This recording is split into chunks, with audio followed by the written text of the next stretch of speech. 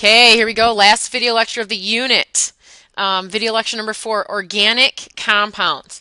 And the first thing we need to know when we talk about organic compounds are these are compounds that all have carbon in them, and they are all compounds that are necessary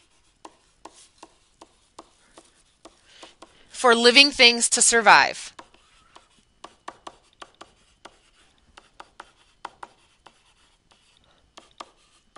Okay, and there's 4 that we're specifically going to talk about today. The first one is carbohydrates. I'm sure you've heard of them. Okay, their function is that they're their main source of energy. Okay, and it's important to notice or to realize that when we take in that energy, it doesn't stay in that form if we're going to store it, right? We should know that at this point, once we take in the energy, the stored form of that energy will become ATP. Okay, it's going to change it into ATP to be stored. There are a couple different types of carbohydrates. We have simple carbohydrates, which we call monosaccharides. And we have very complex, larger sugars and carbohydrates that we call polysaccharides. Now, a way you can determine which is which, okay, mono means one. So a monosaccharide is a single sugar. This is for like short-term energy.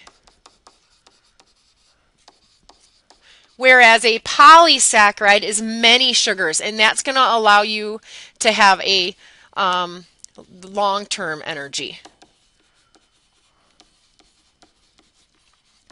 Okay.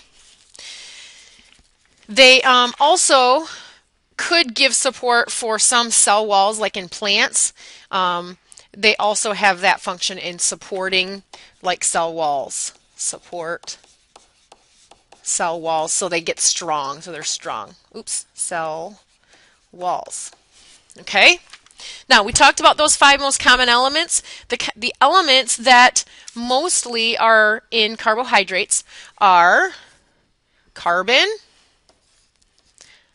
hydrogen, and oxygen are those common elements that we're going to find in carbohydrates. Okay, some examples that I'm sure you're familiar with: bread, pasta, fruits, candy, all those are examples of carbohydrates. Okay, the second thing, or the second organic compound that's necessary for living things to survive, is something called proteins. And proteins are especially useful in building and repairing bones and muscles. Okay, that is their main job. Okay, they also have the function of like hormones. Okay, they also have they function in hormones and chemical messages being sent through your body. Okay, so right here we're going to put hormones and let's say chemical messages that deals with proteins. Okay, proteins are made, just like up here in carbohydrates, we said they're made of things called monosaccharides and polysaccharides. Proteins are made of something called amino acids. Okay, that's kind of building blocks. What make proteins is something called amino acids. Okay, the main elements that make up proteins, let's put that over here in a box. It is carbon, hydrogen, oxygen, and nitrogen. Okay, those are some of those main things that are found. An enzyme is a really important part of the proteins. That is one of those chemical messages. Okay, an enzyme is essentially a chemical that speeds up a chemical reaction, let's say, in your body. Okay. And it works like a puzzle piece, okay? So there's only certain enzymes that will have an effect on certain parts of your body. And it works just like a puzzle would. You can see over here that there are only certain places that that enzyme can connect to and provide that increased speed for the reaction. So an example of this would be, we all have an enzyme in our saliva. Okay, it's called salivary amylase. And what that enzyme does is it speeds up the reaction of breaking down our food, which means even if you were to not chew anything, let's say you put a piece of bread in your mouth and leave it there for a couple hours. After 2 hours, even after 10 minutes, that bread's going to be broken down and gone, probably. You didn't chew it, nothing happened to it, but you have a chemical, an enzyme, that will start to break that down even without mechanically chewing it, okay? So that's an example of speeding up that process. Okay, so that is proteins. Some examples of proteins. Okay, and I forgot to put this on here. I'm so sorry. Example, let's put this over here. Examples would be meats that you eat. Okay, are proteins. Fish, beans, eggs. Okay, those are things that are going to help build and repair bones and allow you to send those chemical messages. Okay, the third one we're going to talk about is something called lipids. And lipids have lots of different functions. So you see we have 5 things there. The first thing we're going to talk about is lipids or fats. Okay, can be used as a second source of energy.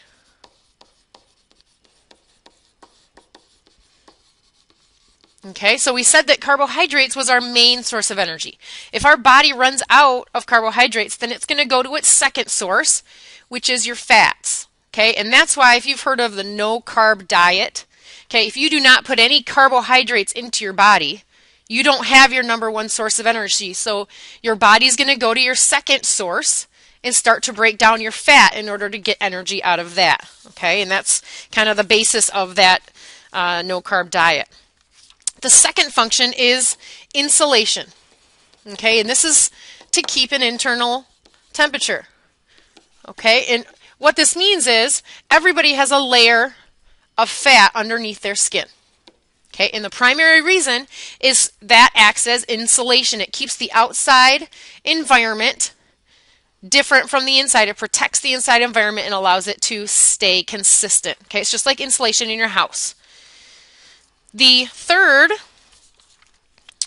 function is protection. Okay, it protects your internal organs, brain, heart. Okay, all those things need some protection. Part of that is going to be in the layer of fat. And by the way, women or girls generally have more fat.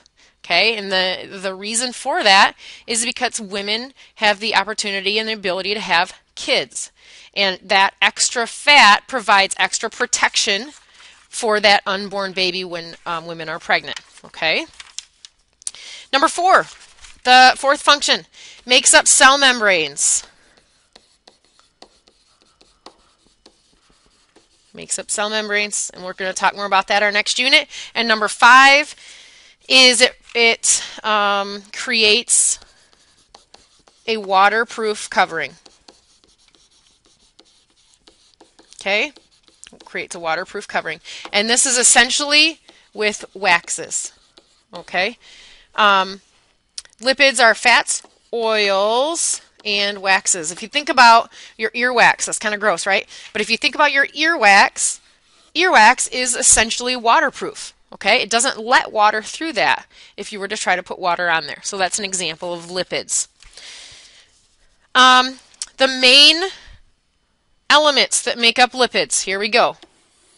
We have carbon, again, we have hydrogen, and we have oxygen. Those are those main things that make them up. Okay, and I'm sure we know some examples of fats, right? You have, so there's some cheese in, or there's some fat in cheese. There's some fat in oils, olive oil, butter, peanut butter, salad dressings. Okay, those are all great places to look to find examples of a fat. Okay, the very last one we're going to look at today, the fourth organic compound that we need, is something called nucleic acids. Okay, nucleic acids are organic compounds that function in storing, and they transmit genetic information. Okay, DNA, your genes, what you get from your parents. That's what we're talking about with nucleic acids. Okay, passed down. The main elements that are in here: carbon, hydrogen, oxygen, nitrogen, and phosphorus. So they have all of those common elements in there. They're made up of something called a nucleotide. Okay, that is just like we were talking about. Proteins are made of amino acids, and carbohydrates are made of monosaccharides.